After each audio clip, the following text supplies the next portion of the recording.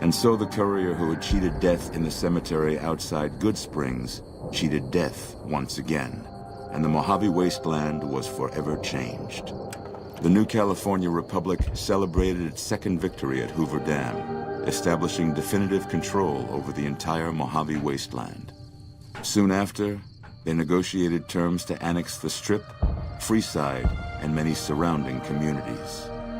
The Mojave Wasteland, at long last, had entirely fallen under the NCR's banner. Though the courier's agenda was debated by many, he was honored by NCR for his support of the military at Hoover Dam. He was presented with the Golden Branch, the highest civilian decoration given by the Republic. Tabitha and Rhonda went east, through Caesar's Land. Occasionally, tales of their exploits found their way back west, though few believed them. Eventually, the stories concerning the duo were collected and published, and proved to be quite popular with children. Invigorated by his travels with the courier, Raul once more took up his guns in memory of his lost Rafaela. Soon after, the Mojave was filled with tales of the ghost vaquero who hunts down those who prey on the weak. With the help of the gunrunners, the Boomers developed a healthy trading relationship with the NCR. Eventually, the Boomers began wandering out into the wasteland while still preventing outsiders from entering Nellis. The Brotherhood and the NCR in the Mojave Wasteland declared an official truce, despite continued hostilities between the two in the west. As per their agreement, the NCR handed over all suits of salvaged power armor, and in return, the Brotherhood helped patrol I-15 and Highway 95. Despite her departure from the group, the Brotherhood's peace treaty with NCR came as some relief to Veronica. Though she remained friendly with surface patrols, she was never again permitted to enter the bunker she once called home. Fearing for the safety of anyone she associated with, she continued her solitary life as a scavenger. Their leaders destroyed by the courier, the fiends scattered throughout the wasteland. Without the organization of Motor Runner, Cook, Violet, and Driver Nephi, they were easy prey. After the NCR's victory at the dam, the followers of the Apocalypse were pushed out of Old Mormon Fort during its occupation by NCR forces. NCR further encouraged them to leave Outer Vegas entirely, and the followers had no choice but to comply. Arcade had hoped that Freeside would be able to remain independent of NCR rule. But he was glad that Caesar's Legion had been stopped at Hoover Dam. He tended to the sick in Freeside for a while longer, then returned to NCR territory to become a teacher with the followers there. Goodsprings saw more trade along I-15 after NCR gained control of the Mojave Wasteland. But with that came a heavy burden of the Republic's taxes. Some old-timers, unable to handle the cost, were forced to move on, grumbling all the while. In the years following the destruction of Cassidy Caravans, NCR used evidence of the plot to blackmail the Crimson Caravan and the Van Graffs. NCR enacted strict trade laws with little resistance, strengthening their supply lines and their position in the Mojave. Both the Van Graffs and Alice McLafferty were removed from their post in the east. During their trek west, however, their caravan was wiped out by raiders using advanced weaponry and military tactics. No cargo was taken. When questioned, the gunrunners denied any involvement, claiming they would have no public motivation for such an attack. Cass survived to see the NCR flag flying proud over Hoover Dam, and thought for a moment, this is what a hero must feel like. She was about to tell the courier not to get too proud of himself. Then she figured, he knew that already.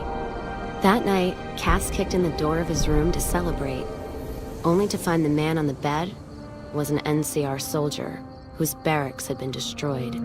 He was cute, though, so after having her way with him, she got the hell out, leaving an empty whiskey bottle as a note. As she walked along the dam in the night, she felt drunk, content, and happy to be alive. Which to her was the whole point of it all. During the Battle of Hoover Dam, the Great Khans quickly evacuated Red Rock Canyon and headed north and east into the plains of Wyoming. There, they reconnected with the followers of the Apocalypse and rebuilt their strength. Bolstered by ancient knowledge of governance, economics, and transportation, they carved a mighty empire out of the ruins of the Northwest. Thanks to the Courier and Lily, a cure for the Nightkin's schizophrenia was found shortly after Dr. Henry's experiment concluded. Nightkin and other super mutants in the wasteland flocked to Jacobstown, and the town became known as a haven where a mutant could find peace. Encouraged by the Courier to take her medication regularly, Lily's mind eventually attained a semblance of clarity. Her memories dulled by the pills, she cast aside the recording of her grandchildren, no longer remembering its significance. After the NCR victory at Hoover Dam, the temporary truce between them and the Kings blossomed into a full-scale relief effort for the people. While the NCR made repeated entreaties that Freeside join the Republic, the Kings steadfastly maintained their independence. After Ray's brain was transplanted into Rex's cybernetic body, it took Rex some time to adjust to the old scrapyard dog's memories. Eventually, Rex's mind settled peacefully, melding his own memories with that of long travels with old Lady Gibson. Shaped up by the Courier's advice, the Misfits distinguished themselves during the Legion's attack on Camp Golf. Mags was finally promoted to sergeant, and the rest of the Misfits received an official commendation. They continued to serve with distinction for many years. Though Novak was a low-priority target for the Legion, many of Novak's citizens died in its defense. In the weeks that followed, several Bright followers returned to Novak to help restore its defenses, allowing it to remain independent of NCR. Looking for a place where he could be of some use, Boone found himself re-enlisting with his old unit. Though his regrets remained in his thoughts, they coalesced into a purpose, and Boone embraced it. After Hoover Dam, the leaderless powder gangers at the correctional facility vanished into the wastes, leaving the prison empty. The correctional facility became another abandoned ruin in the wasteland, its carcass occasionally picked over by enterprising prospectors. After the majority of the Vault 19 powder gangers joined the Great Khans, the weaker members scattered throughout the Mojave Wasteland. Though a few managed to erase their past, most never survived the journey. Prim Slim proves to be an able-minded, if not able-bodied, sheriff for Prim. And due to his slow speed, some crooks get away without a scratch. But Prim continues to prosper under his watchful, robotic eye.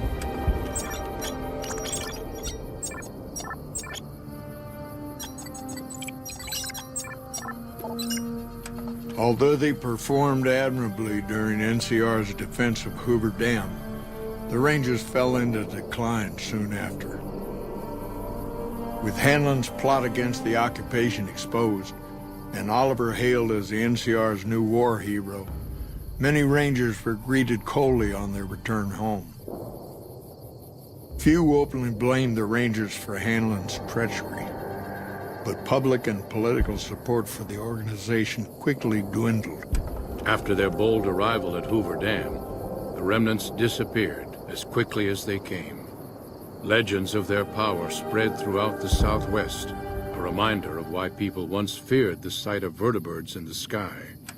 And so the Courier's road came to an end, for now. In the new world of the Mojave Wasteland, fighting continued, blood was spilled, and many lived and died just as they had in the old world. Because war never changes.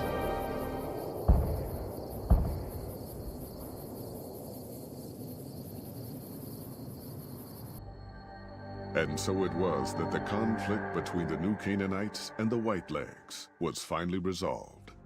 The Courier's involvement had tipped the scale, shifting the fragile balance of power. Despite their defeat at Three Marys and the death of their war chief, the Whitelegs were determined to pursue the other New Canaanites. But when they finally tracked down their prey in Colorado, they discovered the tables had been turned. The Whitelegs who survived the New Canaanites' ambushes were hunted down by dead horses before they could reach the safety of the Great Salt Lake. When word of the Whitelegs' diminished numbers reached the 80s tribe, war was declared, and by year's end, the Whitelegs had been wiped out. The Sorrows fought beside Joshua Graham and the Dead Horses, eradicating the threat the Whitelegs posed to Zion. When the Courier and Joshua Graham felled Salt Upon Wounds, their victory was celebrated with a great feast. The Sorrows' transformation from a peaceful, timid tribe into a proud and warlike people broke Daniel's heart. He tried to take solace in the knowledge that they would remain in Zion, but it was a small comfort. The Sorrows' innocence was lost. Having helped eradicate the Whitelegs from Zion, the Dead Horses returned to Dead Horse Point in triumph. They remained neutral toward the Sorrows, but as years went on, there were periods of competitive friction, even violence between the tribes. The new Canaanites, Daniel especially, intervened regularly as mediators, but found it difficult to reconcile the tribes' conflicts. The defeat of the Whitelegs in Zion marked a turning point in the fortunes of the Happy Trails Caravan Company. Every 2 months, the caravan met with the new Canaanites in Zion Valley to trade. Happy Trails soon returned to prosperity. The vigilance of the Sorrows and Dead Horses in defending southwestern Utah, initially startling to Happy Trails caravans, soon proved a blessing. The tribes united against the 80s, driving them back from Highway 50, and thus opening yet another trading route for Happy Trails caravans. Though the courier had stopped Joshua Graham from executing Salt Upon Wounds, the war chief still fell in battle. The Whitelegs defeated at Three Marys. Joshua led the Sorrows and Dead Horses in tending to their comrades and burning the corpses of their foes. He continued to advocate militant opposition to the enemies of New Canaan and showed little quarter to those he fought. And yet he was changed. He no longer reveled in the brutality and cruelty for which he had been known in his former life. His inner demons, if not extinguished, were at the least appeased. For years after the defeat of the Whitelegs, Daniel did his best to minister to the Sorrows' spiritual needs. Try as he might, he could not hold back the tribe's increasing militancy and reverence of Joshua Graham. Demoralized, he returned to his family and Dead Horse Point. His failures haunted him for the rest of his days. And with that, the courier walked out of the history of the tribes of Zion and back to the gathering storm of the Mojave Wasteland. You've heard stories of the Sierra Madre Casino. We all have. This story's different than the others. It's all in promise of beginnings and the ending. Dog forgot himself, as did the voice that raged within him. After their passing, a new voice spoke within the mutant shell. It was difficult for the voice to remember the two it once was. There was the beast, Dog, consumed by hunger, and the other in reverse, the one consumed by control. Both were driven by need for the other. The courier brought them together somehow, joined the two into one. All that happened at the Sierra Madre was a faint memory to the new personality, like a flickering light in the clouds of the mind. The new voice did not think of the courier again until the battle at the Divide reached his ears. The battle between the two couriers, beneath the torn skies and the old world flag, each bearing a message for the other. And the mutant prayed the courier that had saved him had been saved in return. Dean Domino, entertainer, singer, thief, had his last show on the Sierra Madre stage. The heist he spent over 200 years planning fell apart, just as the first, by underestimating his partner's strength. Not long after the courier left the villa, the lights in the theater shut off, one by one. Only Dean's hologram remained on the stage, singing silently to an empty room. Still, as consumed as he had been with its riches and ruin, the Sierra Madre had held him captive long ago. Christine, her mission complete, found new purpose as the Sierra Madre's warden. She watched over it silently, by choice. Over time, the ghost people came to see her as one of the holograms. They would watch, silently, as she walked among them. At times, Christine thought of the courier, who had kept Elijah's hand from her throat. The courier reminded her of the other courier she had met in the Big Empty, and wondered if the two had found each other at last. She did not think of them again until she heard the legends of the Divide. The Divide, where the two messengers, the two couriers, fought beneath an ancient flag, at the edge of the world. You've heard of the Sierra Madre Casino. We all have.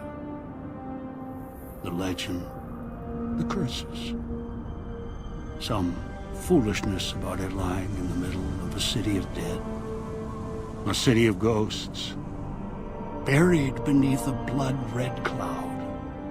A bright, shining monument luring treasure hunters to their doom. An illusion that you can begin again. Change your fortunes. Finding it, though, that's not the hard part. It's letting go.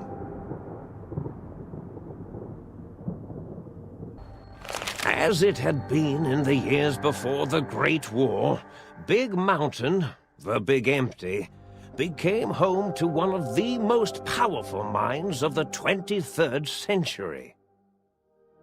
The courier who had been brought to the Big Empty became its new overlord, using its facilities ruthlessly and decisively when needed. Sometimes, science is more than a quest for discovery. It is a weapon to be used in the service of one with the strength to understand it. The courier had scoured much of the Big Empty, although secrets still remained in the crater's depths. Perhaps that was for the best, however. Curiosity, while sometimes rewarded for its efforts, often proves to be equally dangerous. Dr. Mobius continued his research undisturbed in the Forbidden Zone. As much as he had attempted to create better scorpions, he tried the same with humanity, with considerably less success. These failures didn't bother him overmuch. Once the rush of mentats wore off, he forgot he had failed in any event. After all, the bright young mind who had come to visit him in the Forbidden Zone had already exceeded his expectations. The sink atop the dome bustled with the voices of a small town, constantly chirping, arguing, and snarling at each other. Still, this all happened productively in the interests of its new owner. The Sync Central Intelligence Unit discovered, despite its inversion code, it was comforted by the sense of community the other personalities gave it. The Biological Research Station, obsessed with seeding everything in sight, requested a transfer to the X-22 Botanical Garden, so that it might, in its own words, sensually fertilize the garden's smooth contours. The garden sent back a polite refusal, saying it had prior commitments with a vault it had helped infect before the war. The book chute continued to devour all seditious materials until it nearly choked on a paperclip. It adamantly maintained it was a Chinese paperclip, and the whole thing had been an elaborately orchestrated assassination attempt. Whatever the reason, it slowed down for a while, carefully appraising each document and clipboard that came to it. The light switches continued to bicker and flicker. This persisted until the day someone dropped a flashlight in the sink, and the two of them united in their hatred of the showboat. The sink continued to ruthlessly scrub any particulate matter that came near it. Eventually, it gained access to the magneto-hydraulics plant and nearly flooded all the Big Empty in an attempt to scrub the crater clean. Once it learned of the innovative toxins plant, however, it gained new purpose. It sought to develop antitoxins to flush into its drains and counteract the poisons bleeding into the soil. The toaster continued its psychotic spree, reducing all appliances in range to scrap electronics and spare parts. It learned several new murderous techniques from the courier and built a blood shrine to itself in the Cuckoo's Nest. The cave floor was soon filled with the horror of 100 gutted toasters, a silent, grisly, unplugged audience. Their purpose? To toast bread, unfulfilled. Muggy did his best to collect coffee cups, although in his quest, he accidentally trapped himself in Higgs Village. It might have been the end for poor Muggy. Except, he found it peaceful there, tidying up the kitchens of the think tank professors back when they had been flesh and bone. Well, except for Dr. O, who was an asshole for having created Muggy in the first place. Muggy left O's house deliberately dirty, punishing the dishes and cups that lived there in blind revenge for serving Dr. O.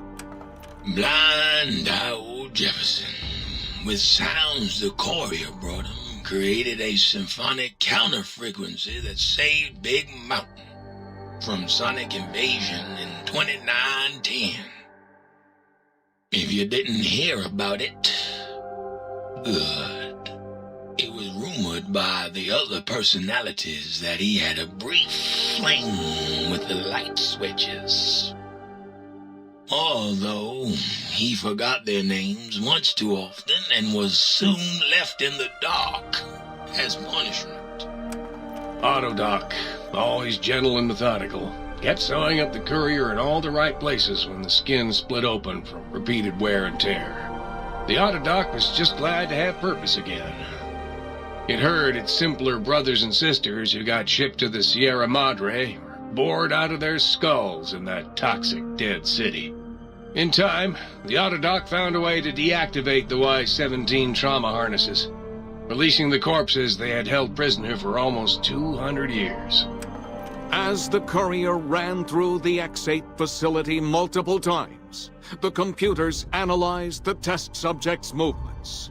Rather than performing a superficial observation, they realized the subject barely knew what communism was, or even what a high school was. This confused them for a time, until the facility finally realized that its research had succeeded. So it let its cyber dogs out into the wastes to help protect small communities from physical aggression rather than communist propaganda. The infiltration program in X-13 felt spent, having repeatedly upgraded the stealth suit until it could upgrade it no more. It felt worn, fulfilled, and a bit sluggish. It realized not long after, the stealth suit had left it, without so much as a note on the nightstand.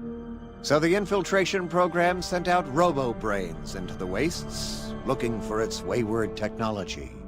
It eventually found Repcon HQ, and set up a new research center, testing and murdering fiends who kept breaking into the facility. The courier, organs intact, continued onwards, a little less heavy of step, but with all the organs in the right places, as they should be. After all, brains can develop a life of their own when left to their own thoughts, and the courier's brain was more clever than most.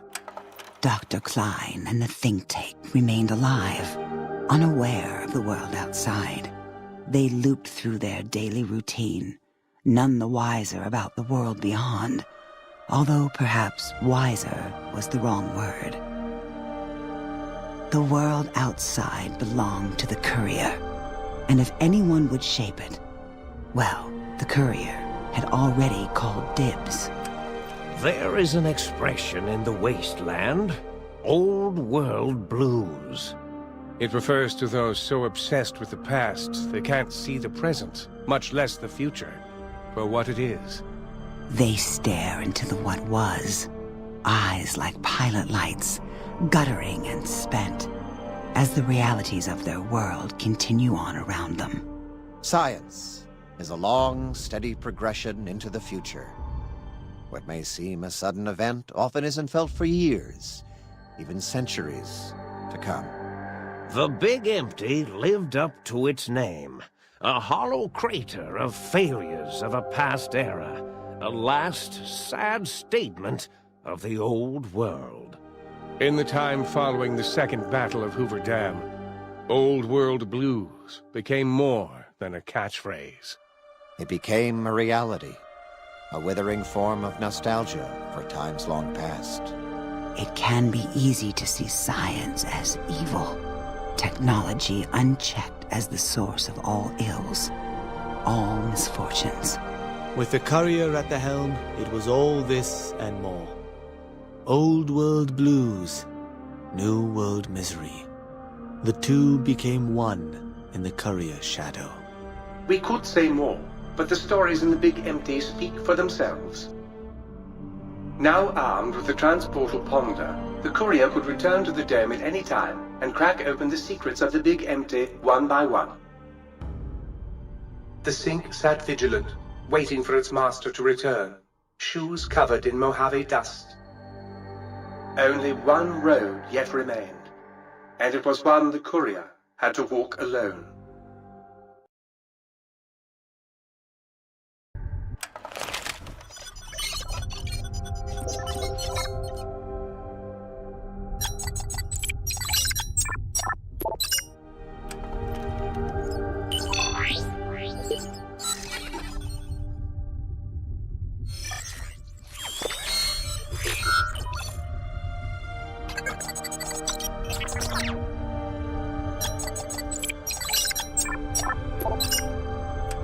Hopeville burned, lightless in the night, invisible fires of radiation scorching it from within and without.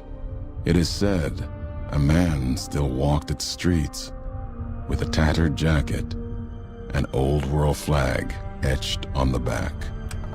He remained there, perhaps as punishment for the scars he left on the wastes, or a reminder of a history he could not forget. For Ulysses, his journey was over. The courier had been the end of his road. As for the courier, he turned his back on his home for the second time and made his way back, navigating the treachery of the divide. Tunnelers and the marked men avoided the lone figure, as if recognizing the courier's right to passage, or out of fear. The courier walked until he stood again upon the edge of the divide, the last road he would walk before the second battle for Hoover Dam. There, beside his feet, was a final package from one courier to another. A footlocker bearing a gift and a message. But that message, it is something for couriers to carry, and for them alone. The lights flickered across the divide, reminders that the old world histories persist and find meaning in the present. It said, war never changes. Men do, through the roads they walk. And this road has reached its end.